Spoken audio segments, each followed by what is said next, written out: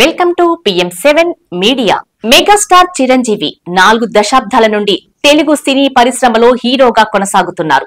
3 దశాబ్దాల పాటు అగ్ర కథానాయకుడిగా కొనసాగి ఇప్పుడు కూడా సినిమాలు చేస్తూ యువ కథానాయకులకు స్ఫూర్తినిస్తున్నారు. తాజాగా తన 154వ సినిమా విశ్వంబర ఏప్రిల్లో విడుదల కాబోతుంది. దీనికి దర్శకుడు మల్లిడి వశిష్ఠ.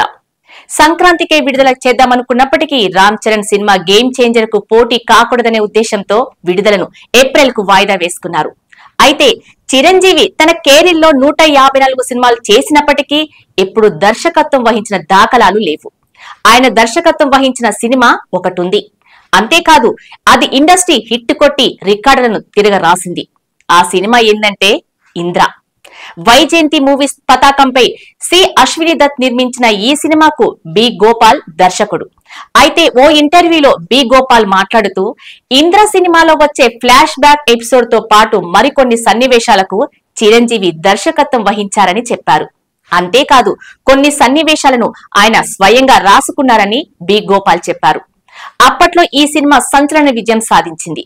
ఈ సినిమాను మొత్తం మీద థియేటర్లో 2 కోట్ల మంది వీక్షించారు. అప్పటి వరకు ఏ తెలుగు సినిమాకు లేనంతగా 30 కోట్ల షేర్ రాబట్టింది. ఇంద్ర సినిమాకు ముందు చాలా సినిమాలు ఫ్లాప్ అవడంతో ఈ సినిమా చెయ్యాలా అన్న మీమాంసలో చిరంజీవి ఉన్నారు.